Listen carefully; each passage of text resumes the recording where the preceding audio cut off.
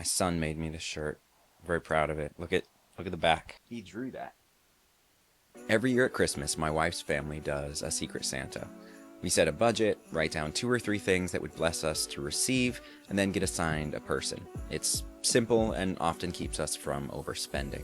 The items are always super practical and useful. This is a family of scientists and teachers and engineers and pastors and construction workers, so the items are like books and Yeti coffee mugs and kitchen scales, and I'm no exception. I put down a cable that I wanted and glass food storage containers, but then, this year, I put something from my childhood. See, a bunch of years as a kid, my dad would get me RC things, cars and helicopters, and we loved them.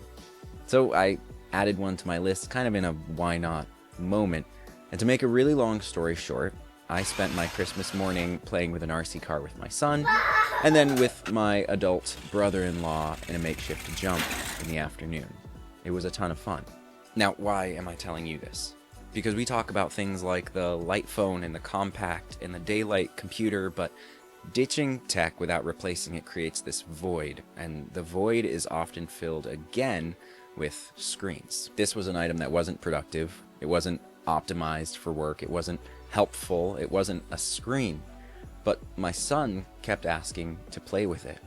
We were laughing without scrolling on anything. In fact, it was a lot better than a screen. And keep in mind, we're talking about a one-time $20 purchase, which is like half of a monthly Adobe subscription.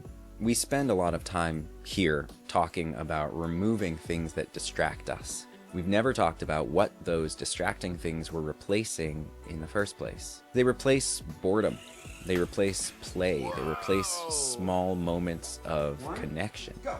And when you remove them without a replacement, your brain goes looking for the next easiest thing. And it's typically another form of intaking media or content or screens. What surprised me about the RC car this year wasn't that it was fun, but it was like how it was fun. It was physical. It had friction. It ended naturally when the batteries run out. There was no infinite feed to keep going. There was no algorithm nudging me towards the next thing. There was no sense that I should be doing something more important and this false rest kind of feeling. And that was kind of perfect. And I think the price matters more than we're admitting, because when something costs $20, you don't justify it. You don't optimize it. You don't turn it into a system. You just use it.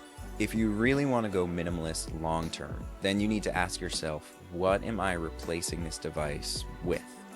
Is it family time, reading, Bible and prayer, or just another way to get distracted? For me, this little car made me think about single low-cost purchases and high fun over a long time.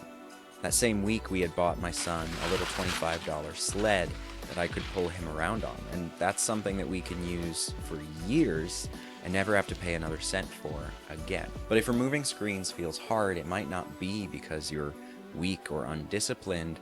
It might just be that you've removed it and not replaced it. Now you have this void, and voids long to be filled with something. Something will have your focus. You just need to decide what it's going to be.